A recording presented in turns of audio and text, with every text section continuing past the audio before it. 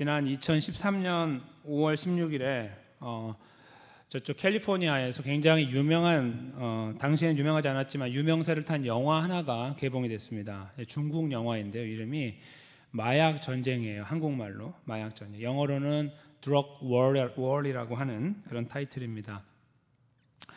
근데 그 영화는 제가 영화를 말씀드리는 것이 아니기 때문에 다 말씀드릴 필요는 없지만 홍콩에 있는 마약 딜러상하고 그리고 중국에 있는 경찰이 이제 마약의 문제로 인해서 옥신각신 씨름하는 그런 일이고 그 전쟁은 끝나지 않는다 하는 것을 골자로 담고 있는 내용입니다. 근데 그 영화 중에 굉장히 의미심장한 장면이 하나 나옵니다. 그것은 중국의 문화와 관계가 있는데요.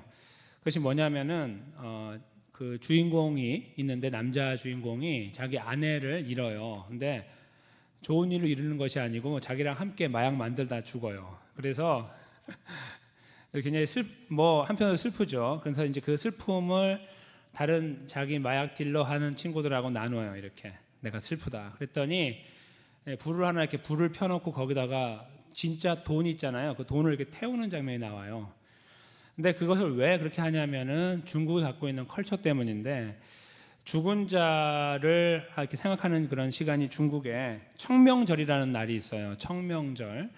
그러니까 그날은 일종의 저희 한국으로 하면 추석과 같은 날이에요. 그래서 물론 추석이 따로 있지만 그 무엇을 하냐면은 그때에 산소 있잖아요. 묘지를 돌보는 날이에요.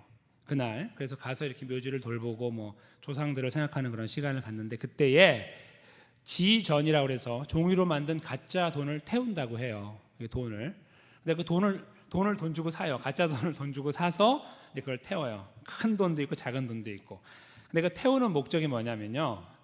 자기가 지금 이제 생각하고 있는 그 사람 있잖아요. 먼저 죽은 고인. 그 사람이 저 세상에서 그 돈을 가지고 잘 살기 원한다는 거예요. 돈이 떨어질만 하면 1년에 한 번씩 갖다 주는 거죠. 그래서 그 돈 가지고 연명하라 이거고요.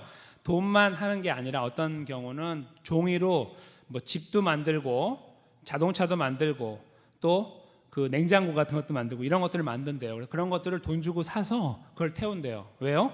거기서 냉장고가 필요하니까 차도 필요하고 집도 필요하니까 가급적이면 좀 큰 집을 줘야 되니까 그런 생각들이 담겨 있어요. 그래서 한편으로 보면 굉장히 중국 사람들이 마음이 따뜻하다. 조상들을 좀 공경할 줄 안다. 그들을 생각한다. 이렇게 생각할 수 있잖아요. 근데 그 내용의 끝자락에 기가 막힌 말이 나와요. 그 사람이 이제 돈을 집어넣으면서 하는 말이요. 미안해. 이런 말을 처음에 하다가 나중에는 나를 지켜줘. 내가 잘 되게 해줘. 나를 보호해줘. 이렇게 하고 돈을 던져요. 그게 무슨 말일까요? 그게 결국은 이걸 왜 하는 거냐면요.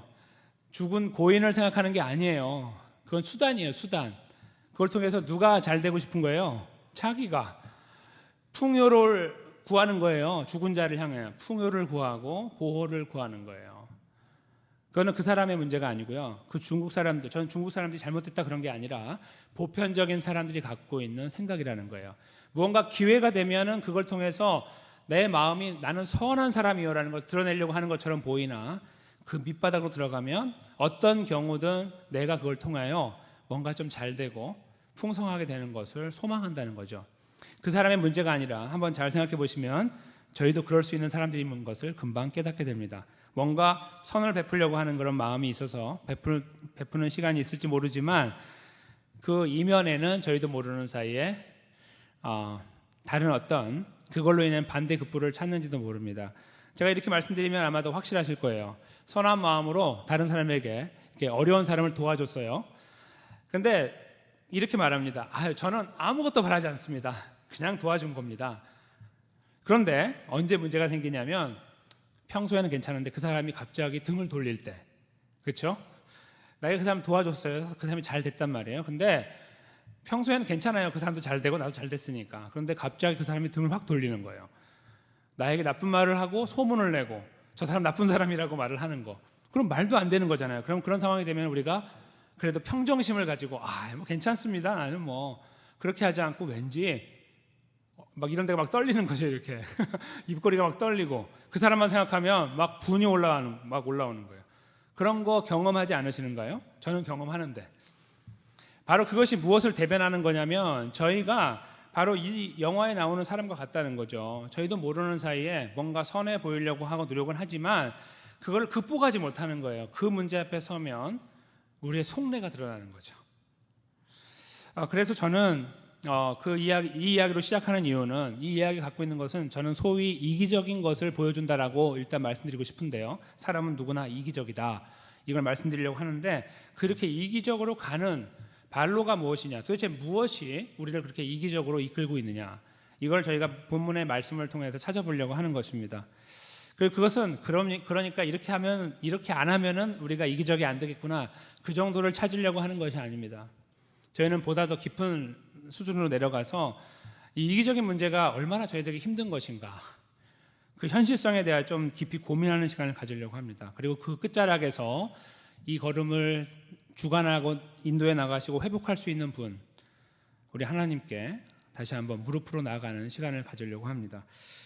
저희가 읽은 이 본문은요, 앞에 1절부터 10절까지를 빼놓고는 이해할 수 없습니다만, 제가 본문을 잡아놨지만 그 부분은 읽지 않은 이유 아까 말씀드렸습니다. 그래서 오늘은 본문을 읽을 때 거꾸로 읽을 것입니다. 먼저 11절부터 13절을 읽은 다음에 앞부분을 살펴보려고 합니다. 그렇게 해야 이해가 되기 때문입니다. 저희가 읽은 11절부터 내용을 잠깐 보시면 이렇습니다. 그들에게 일어난 이런 일이 결국은 요즘 말로는 본복이라고 되어 있거든요. 요즘 성경에는 본복이라고 되어 있어요. 근데 옛날 성경은 거울이라고 써놨잖아요. 저희에게 당한 이런 일이 거울이 되고 또한 말세를 만난 우리의 경계로 기록하였다. 지금 어떤 말씀이 기록되어 있는데 그 목적이 뭐냐면 경계하기 위하여, 특별히 누구에게? 말세를 살고 있는 사람들에게 경계로 주기 위하여 기록했다, 이제 이렇게 쓰고 있습니다. 무슨 말씀인지 뭔가 좀 궁금해지죠.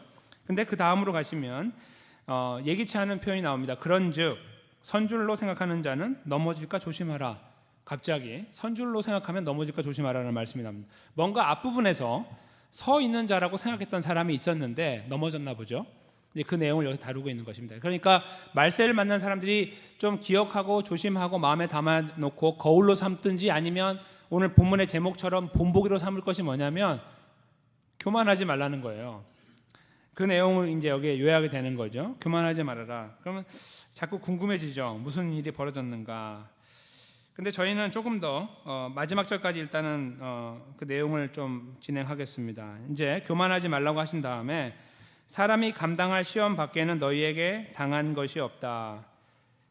감당할 수 있는 시험만 주시는 건데요. 근데 오직 하나님은 미쁘다라는 말은 믿을 수 있는 분이기 때문에 그런 말이죠. 너희가 감당치 못할 시험 당함을 허락지 아니하시고, 감당하지 못하는 걸 막 주는 것이 아니라 시험 당할 즈음에 또한 피할 길을 내사 너희로 능히 감당하게 하시느니라 라는 말씀으로 마무리가 됩니다. 믿으신 분, 신뢰할 수 있는 분, 믿을 만한 분인데 도대체 무엇을 보고 믿을 수 있느냐 하면, 우리에게 시험이 이렇게 있을 때에 감당하지 못하는 것으로 눌러서 우리가 완전히 넉다운돼서 이렇게 그 모든 걸 포기해버리게 하는 분이 아니라, 우리가 때로는 그런 시간을 지나갈 수 있지만 계속 피할 길을 공급하심으로 살게 하신다는 겁니다. 뭔가 이 일이 어디서 벌어진 것 같은 느낌을 받게 되죠. 궁금한 마음을 가지고 저희가 이제 앞부분으로 가겠습니다. 이 내용이 지금 하나님 말씀하려고 하는 핵심은 이겁니다. 겸손하라, 하나님이 우리의 걸음을 인도한다, 이렇게 되는 거예요. 근데 그러면 도대체 무슨 일이 벌어졌길래 그런 말씀하시는지 저희가 이제 궁금증을 가지고 이제 1절로 가겠습니다.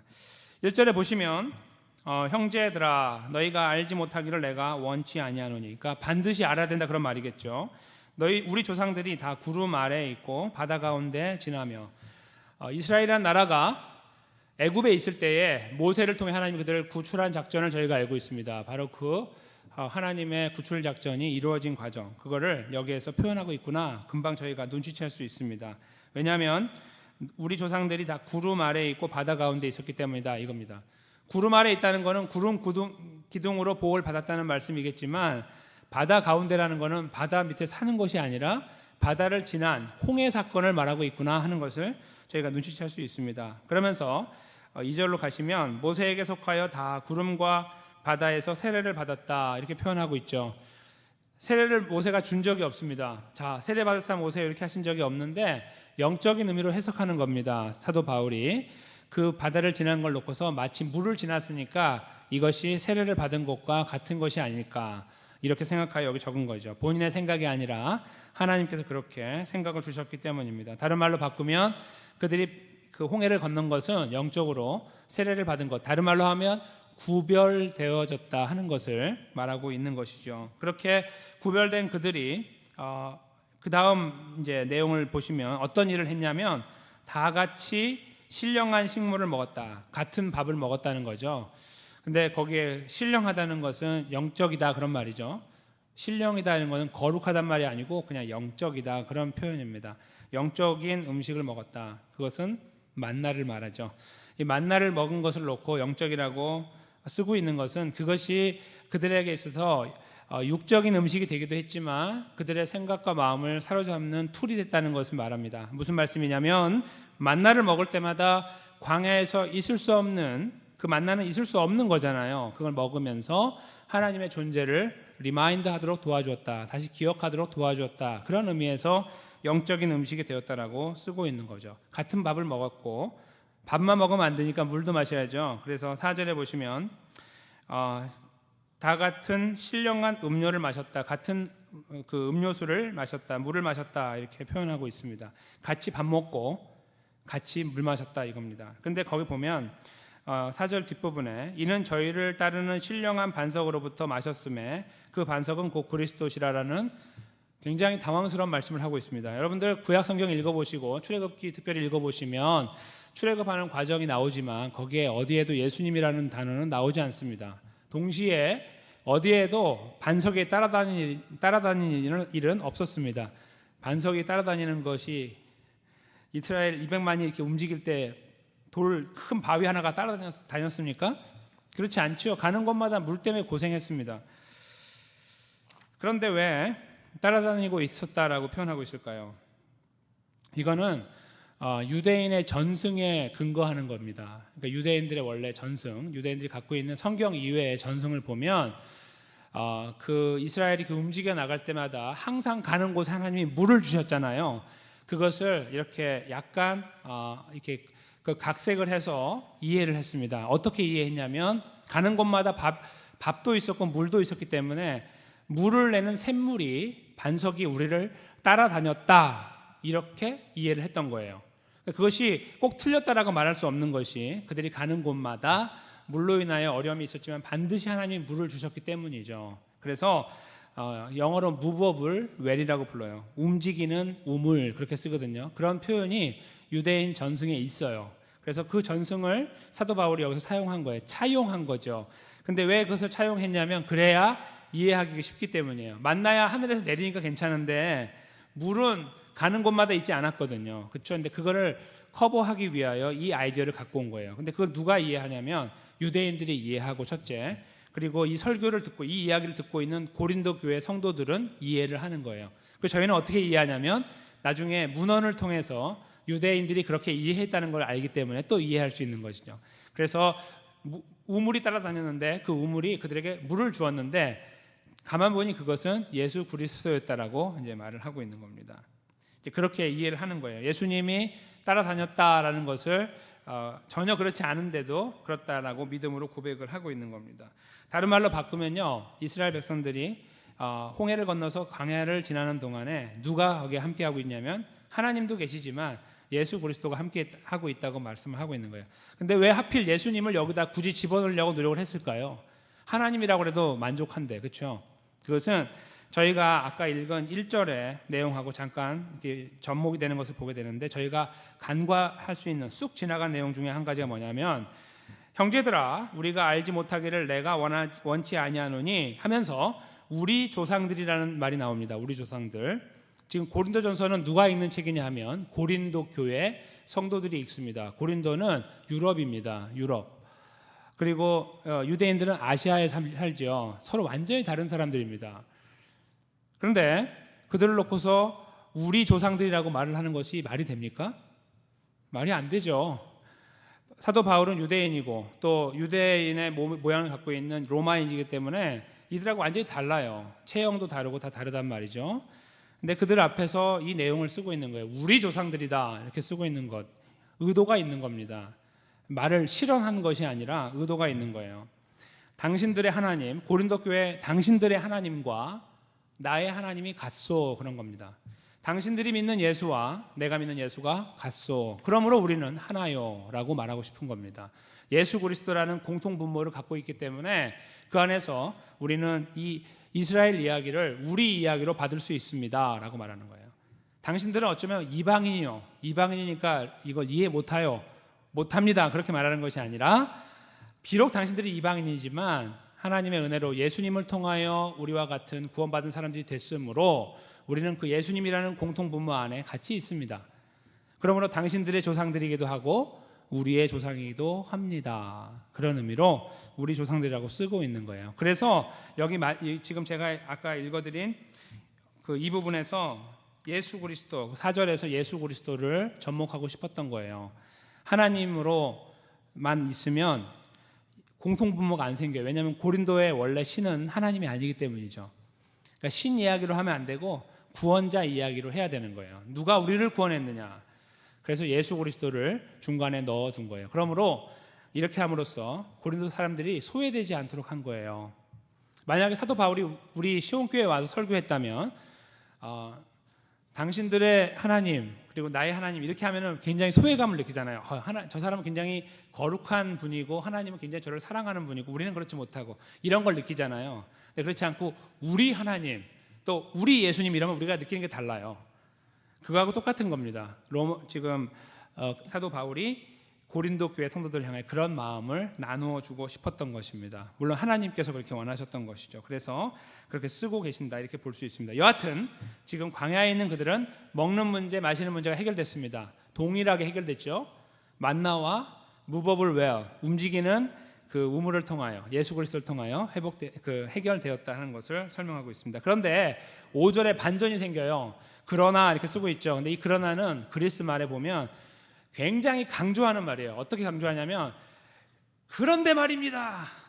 여러분들 그 SBS에서 하는 그것이 알고 싶다에 접속사 있잖아요. 그런데 말입니다. 이 기가 막힌 반전을 말하는 그때 쓰는 바로 그 표현이에요, 이게. 그래서 그렇게 하나님의 자비를 입어서 광야에 있는 그들이요, 잘 된 것처럼 보이는데 그런데 말입니다, 여러분, 이렇게 나오는 거예요. 무슨 일이요? 다 죽었습니다. 이렇게 된 거예요. 그것이 바로 5절에 보면은 그들 중에 다수를 하나님이 기뻐하지 않았다. 어른들 200만에서 한 100만만 어른이라고 친다고 해도 100만이 다 몰살당했어요. 38년 동안. 그렇죠? 시체 덩어리 시체 더미에 속에 살았어요. 38년 동안 하나님의 벌을 받아서. 근데 왜 그런 일이 벌어졌냐 이거예요. 어른들만 죽었거든요. 20살 이상만. 근데 그 이유를 저희가 궁금해하게 됩니다. 정말 하나님 은혜 가운데 살고 있는 그들이 왜 이런 날벼락을 맞았는가? 그것이 6절부터 시작하는데 4가지로 나와요. 그러니까 그것을 한마디로 말하면 악 때문에 그래요. 악. 좀 다른 말로 하면 죄 이렇게 되는 거죠. 죄 때문에 죽었다. 그런데요, 그 죄 때문에 여기 지금 6절에 그 내용이 시작하고 있는데 거울이라는 말이 다시 나오죠. 거울. 아까 말씀드린 본보기예요. 본보기가 되기 위해 그들이 죽었는데 죄 때문에 죽었다. 그러니까 죄를 짓지 말라 이런 말이겠죠, 한마디로. 근데 그 죄의 내용이 뭐냐면 4가지로 나와요. 7절에는 우상을 숭배했다. 8절에는 음행을 했다. 그 다음에 9절에는 하나님을 시험했다. 그리고 10절에는 하나님을 원망했다. 이렇게 나와요. 이 4가지 때문이에요. 이 4가지를 모아서 악이라고 말하고 다른 말로 하면 죄라고 말해요. 아시겠죠? 그러니까 그들이 죄 때문에 못 들어갔습니다. 죽었습니다. 근데 그 죄가 구체적으로 뭡니까? 이 4가지라는 거예요. 우상 숭배, 음행, 또 시험하고 하나님 원망한 거다. 근데 이 4가지는 뭔가 좀 다른 것처럼 보이나 굉장히 서로 연관을 갖고 있습니다. 우상 숭배는 하나님 외에 다른 것을 의지한다는 말일 겁니다. 그리고 음행이라는 것은 이제 음행이 맞지만 이거는 민수기 25장에 나오는 하나의 스토리인데요. 바알 부올이라는 곳에서 벌어진 일이에요. 우상 숭배에 관련된 건데 당시에는 우상과 음행이 같이 갔어요. 이 성경을 읽고 있는 고린도 사람들도 마찬가지인데 우상이 있는 곳에는 음행이 있었습니다.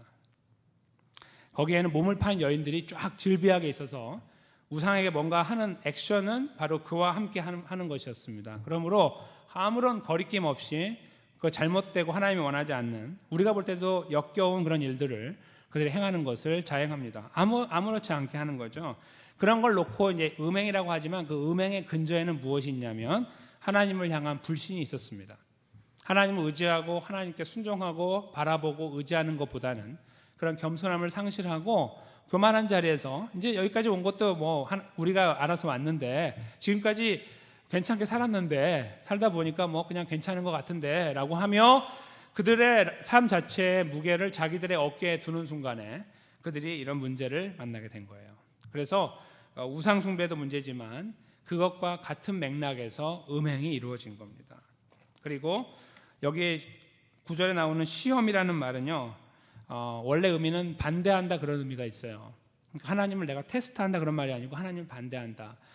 그러니까 하나님께서 원하시는 길, 인도하시는 바에 대하여 브레이크를 거는 거예요. 스스로 가고 싶지 않은 거예요. 나를 붙잡고 있는 끈을 끊어버리고 싶은 거죠. 그러니까 하나님과 자꾸 등을 돌리고 멀어지려고 하는 그런 모든 모양들이에요. 우상과 음행과 그리고 여기서 반대하는 것, 시험하는 것이 다 그렇다는 것입니다. 더 나아가서 하나님을 원망하는 데 갑니다. 가만히 있어봐. 왜 원망을 하죠? 왜? 뭐가 부족해서 원망을 합니까? 먹을 거 입을 거 다 해결됐는데. 왜냐하면 그들은 하나님께서 옷은 주지 않았지만 성경에 보면 40년 동안 한 벌을 입고 살았어요. 신발도 이렇게 낡아서 구멍 나지 않았다고 쓰고 있어요. 그러니까 물론 몇 벌은 있겠지만 옷이 신발 같은 경우는 낡지도 않아서 구멍이 나지 않았다라고 성경에 쓰고 있습니다. 기가 막힙니다. 그래서 돈 쓸 일이 없었어요. 돈 쓸 일. 하나님이 40년 동안 그렇게 인도해 줬단 말이에요. 그러니까 부족한 것이 없이 채워준 그들의 삶인데 그들이 왜 이렇게 네 가지의 모습으로 하나님 앞에 구체적으로 범죄했냐는 겁니다. 그걸 저희가 잠시 생각해 보려고 합니다. 근데 그것 때문에 그들이 하나님이 인도하는 가나안 땅에 들어가지 못하게 됐거든요. 근데 저희가 여기에서 이제 그들의 삶을 이렇게 보면은 배불러서 등 따시고 배가 부르니까 못하는 게 없구나라고 생각할 수 있습니다. 그리고 저희가 사도 바울의 관점에서 읽으면 이스라엘 백성들 참 그런 사람인지 몰랐는데 정말 형편이 없구나. 내가 절대 따라가면 안 되는 사람이구나. 그들의 모양은 우리가 흉내도 내지 말자. 뭐 이런 생각들을 저희가 하면서 말씀을 덮을 수가 있습니다. 이렇게. 그리고 알겠습니다, 하나님. 그러니까 이들을 거울 삼아서 하지 말라는 거 아닙니까? 알겠으니까 그렇게 살 테니까 뭐 여기서 끝냅시다. 저희가 말씀을 마무리할 수 있습니다. 그런데 그들이 40년 동안 왜 이렇게 말도 안 되는 범죄를 저질렀는가? 하나님의 마음을 아프시게 했을까 하는 거에 대한 고민을 할 필요가 있습니다. 그 고민이 없으면 저희 말씀에 수박의 겉만 핥고 끝나는 것이 되겠죠. 그 40년 동안 여러분들께서 이렇게 그 같은 음식을 먹는다고 생각해 보십시오. 물론 김치하고 밥 먹는 거 괜찮지만 타향살이 하는 동안에 햄버거만 맨날 1년도 아니고 2년도 아니고 10년, 40년을 먹는다고 생각해 보십시오. 물도 있잖아요. 뭐 이렇게 이런 좋은 컵에다가 주거나 바르르가 항상 있어갖고 달고 다니면서 먹는 것도 아니고 필요할 때마다 에스크를 해야 되고 막 귀찮게 막 그런다고 생각해 보십시오. 이스라엘 백성들을 잘 생각해 보셔야 됩니다. 그들이 이 생각이 없는 사람들이고 우리보다 무식하기 때문에 경건하지 않았기 때문에 그 상황에서 하나님을 박차고 나간 것이 아닙니다. 등을 돌린 것이 아니라는 거죠. 너무 길었어요. 40년은. 그걸 생각해 봐야 됩니다. 40년은 너무 길어요. 그리고 그들이 그걸 지나가면서 주변을 보는 시간들이 많았거든요. 다른 나라들. 근데 거기는 다 괜찮아요. 잘 나가고 휘황찬란하고 문화도 발달하고 경제도 성장하고 있거든요. 부국 강병하고 있거든요. 그걸 바라볼 때 질문이 생기겠습니까? 안 생기겠습니까? 홍해 사건 뭐 엊그저께 일인데 뭐 오늘 여기 보니까 다 잊어버리잖아요. 우리가 아무리 좋은 경험이 있고 기억이 있어도 어떤 어려운 순간을 맞이하면 그것이 다 없어져 버리잖아요. 그리고 누가 와서 옆에서 그래도 옛날에 행복했던 시간을 기억해. 그러면 굉장히 막 짜증이 막 이렇게 올라오잖아요. 아니, 당신도 한번 그 자리에 서봐. 그게 기뻐지는지 이렇게 생각할 수 있잖아요. 근데 그것도 저희가 그런데 이렇게 긴 시간을 살면서 홍해 사건을 기억하고 함께할 하나님의 은혜가 있었음에 대하여 그게 계속 액티브하게 기억으로 남아있는 것은 정말 어렵다는 거예요. 그들은 그런 시간 속에 있었습니다. 그래서 그들이 취한 방법은 소위 악을 행한 것이고 좀 다른 말로 바꾸면 죄를 행한 거예요. 그리고 쉽게 말씀드리면 하나님으로부터 등을 돌린 겁니다. 그리고 그 등을 돌린 거는 하나님 말고 다른 것을 따라가려고 했던 우상 숭배, 거기과 함께 나오는 어떤 음해, 그들이 요구하는 걸 했다 이렇게 보시면 되겠죠. 우상을 숭배하려고 했더니 그들이 원하는 것들이 있어요. 그걸 따라가는 거죠. 그리고 하나님의 뜻을 자꾸 잘라버리려고 하고, 그리고 원망을 하는 것입니다. 하나님, 이게 뭡니까? 하나님께서 왜? 뭐가 부족한데? 내가 먹는 거 마시는 거 다 줬잖아. 아유, 이런 건 식상합니다. 하나님, 도대체 식상한 거 자꾸 말씀하지 마십시오. 새로운 은혜를 주십시오. 새로운 은혜. 시편에도 뭐 새로운 은혜가 있는데 뭐 그런 거 하나도 없이 이게 뭡니까? 라고 말하는 거. 바로 그것이 그들이 지나는 삶이었다고 하면 저희가 그 자리에 있을 때 어떻게 반응할 수 있을까를 곰곰이 생각해야 됩니다. 어떤 거룩해 보이는 분이 그 앞에서 여러분들 그래도 우리 하나님께 집중해야 됩니다 라고 말하면 돌을 맞을 수 있습니다. 현대 교회도 마찬가지입니다. 그렇게 말을 한다면 몰래 끌려가서 린치를 당하거나 뭐 테러를 당할 수도 있고 막 타이어에 구멍 낼 수도 있고 별일을 다 당할 수 있죠. 그래서 사실은 그것이 굉장히 저희들의 삶에 이렇게 와닿아야 됩니다. 그들의 이야기가 우리 이야기가 돼야 되는 것이죠. 왜냐하면 아까 말씀드린 것처럼 그들은 우리의 조상입니다. 이스라엘과 한국 사람은 완전히 다르지만 영적으로 우린 예수 그리스도 안에서 이스라엘이거든요. 영적 이스라엘. 그래서 그들이 걸어갔던 걸음은 우리들에게 거울이 되고 본보기가 되는 것입니다. 그리고 어떻게 해요? 따라가지 말아야 될 것으로. 그런데 따라가지 말아야 되는 것은 입으로는 쉬운데 삶으로 굉장히 어렵습니다. 한번 잠깐 생각을 해보십시오. 여러분들의 삶에서 오늘 본문에서 지시하고 있는 이 길에 대하여 달갑게 받아들이며 그것쯤이 아무것도 아니지라고 콧방귀를 끼면서 갈 수 있는 걸음이신지, 아니면 하루하루 살아가는 삶이 살벌해서 정말 살얼음을 걷는 것 같은 삶을 살고 계시는지, 하루하루가 불안하고 힘들고 좌절되고 절망되고 하나 넘어가면 또 하나가 있고 두 번째는 더 큰 것이 오고 뭐 이런 것들이 있잖아요. 그런 삶을 살고 계시는지, 아니면 탄탄대로를 매번 가면서 하나님 할렐루야 하면서 살고 계시는지 한번 돌아보시라는 것입니다. 이 말씀은 그래서 저희가 아주 깊은 고민을 갖고 있지 않으면 어린 아이들이 수박의 겉을 핥으면서 맛있다고 말하는 거하고 똑같습니다. 그 말씀은 우리에게 아무런 의미가 없습니다. 왜냐하면 이거는 덮으면 끝나는 말씀이에요. 뭐 전혀 우리들에게 의미가 없어요. 뭐 그렇게 하면 되는 거지. 그건 누가 모릅니까? 그런데 그 삶에 대하여 그 무게가 얼마나 큰지를 느끼지 못한다면 이 말씀은 껍데기에 불과하다는 것입니다. 그러므로 저희는 이 말씀을 이제 마무리해 나가는 입장에서 우리의 삶에 대한 고민들을 할 필요가 있습니다. 그런데 저는 우리의 삶에 대한 고민을 이렇게 이어가기 전에 또 하나의 본보기가 있음을 여기에서 암시하고 있다는 것을 말씀드립니다. 또 하나의 본보기, 그것이 뭘까요? 오늘 본문에는 나와 있지 않지만 이면에 나와 있어요. 아까 저희가 읽은 본문 중에요, 10절에 나오는데요, 저희 중에 어떤 이들이 원망하다가 멸망시키는 자에게 멸망하였다 이렇게 쓰고 있습니다. 그러니까 저희 중에 어떤 이들, 그 많은 사람들 중에 많은 어른들을 말하는 거예요. 불신을 했던. 그러면 반대로 살았던 사람이 있을 거 아니에요, 그렇죠? 살아난 사람들, 어린아이들은 빼고요, 19살 이하는 다 살았으니까 괜찮고, 당시에 20살 이상이었고 대략 한 40세 정도에 머물렀던 여호수아와 갈렙이 떠오르죠. 그러니까 지금 이런 반역의 역사가 이루어지고 있는 와중에 저희가 거론되지 않은 두 명을 생각할 수 있습니다. 여호수아와 갈렙. 그들이 취했던 그 자세는 사뭇 달랐습니다.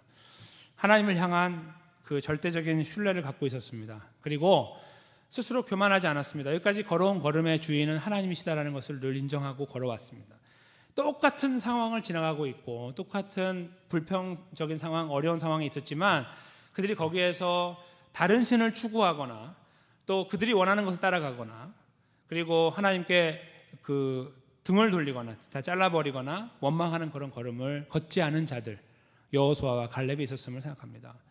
다른 말로 바꾸면 이 본문에서 이면으로 거꾸로 뒤집어서 보면 거기에 누가 있냐면 하나님의 신뢰를 받고 하나님이 기뻐하시는 자, 그래서 하나님이 정하신 그 약속의 땅에 넉넉히 들어간 두 사람도 있음을 저희가 헤아려 보게 된다는 것입니다.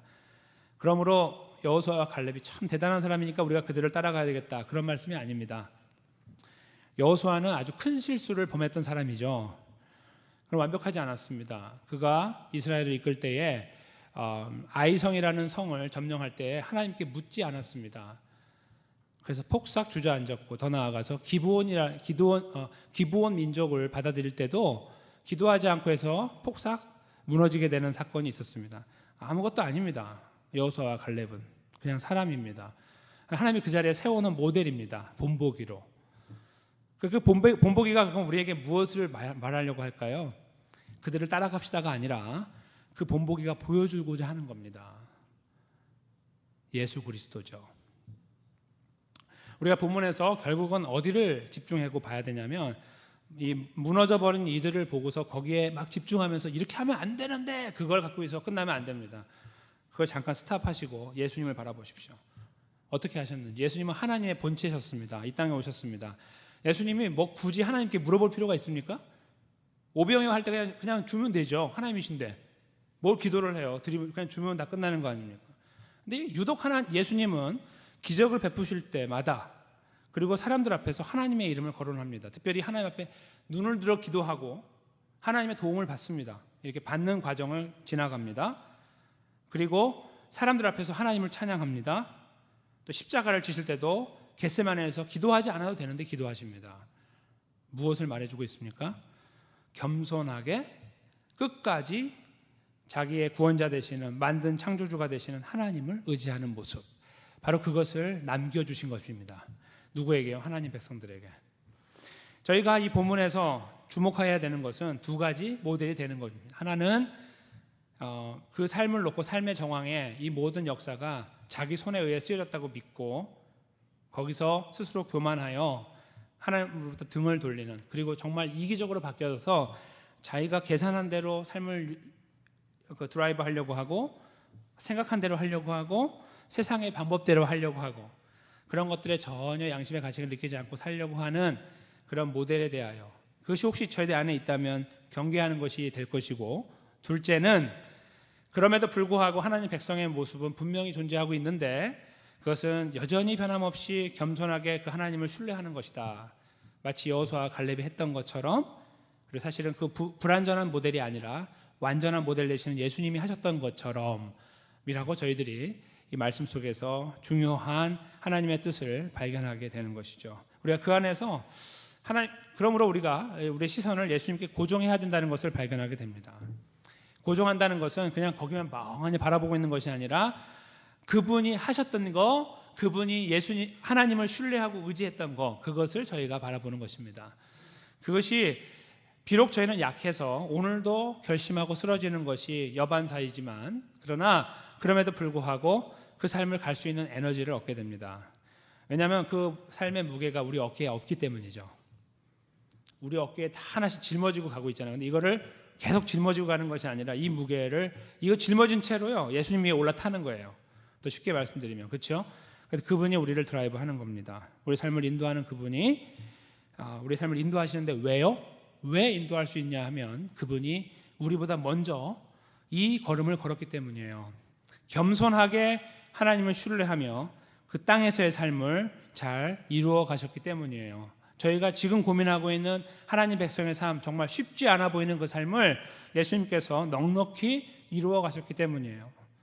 그리고 그분이 우리 안에 계시기 때문입니다. 그러므로 저희가 하나님 백성의 삶을 고민하는 이때, 정말 쉽지 않다라는 거 분명히 제가 인정하고 가고 있는 이때, 그러므로 쉽지 않으니까 대충 합시다라는 것이 아니라 하나님 말씀 앞에서 저희는 그러기 때문에 더 주님을 신뢰해야 합니다라는 것으로 이 말씀의 방향을 온전하게 틀어야 된다는 것을 알게 되는 것이죠. 누구를요? 우리와 함께 하시는 예수 그리스도입니다. 어떤 것이 저희 삶에 이렇게 부담을 주고 있습니까? 하나님이 살아계시다 하는 것을 어느 순간에 많이 못 느끼십니까? 구원 받았으니까 감사하세요라는 말이 식상하게 느껴지십니까? 나도 구원받고 저 사람도 받았으니 더 이상 그 말을 하지 마십시오 라는 말씀이 여기까지 올라오십니까? 나에게는 새로운 은혜가 필요하다는 것, 그래서 나는 지금도 하나님께 내가 100번 불평해도 나는 정당합니다라고 말할 수 있다고 생각하십니까? 과연 우리가 받은 하나님의 구원의 은혜가 그 정도밖에 되지 않습니까?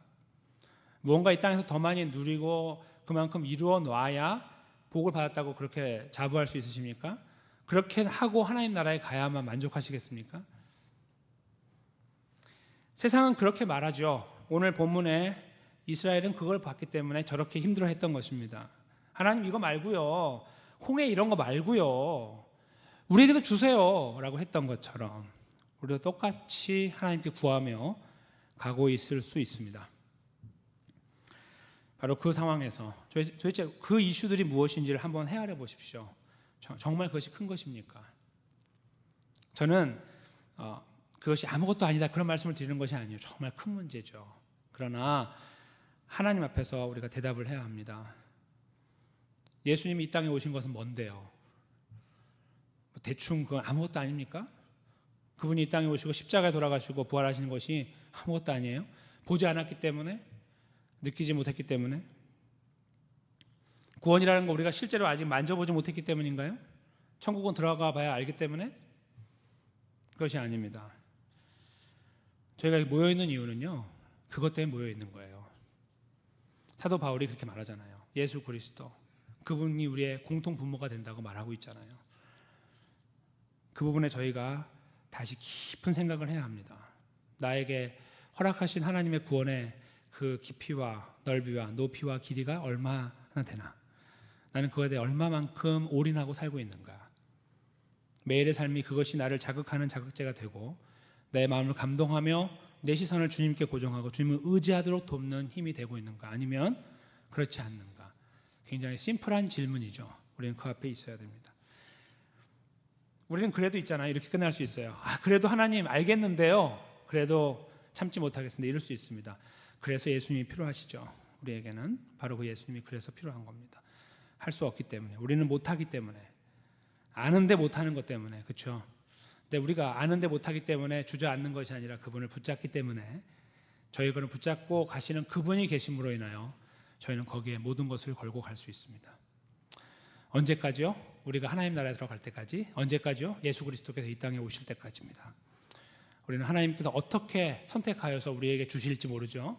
우리가 먼저 주님 만나게 될지 아니면 그분이 우리에게 오실지 모릅니다. 그러나 우리는 반드시 그 시간을 지나갑니다.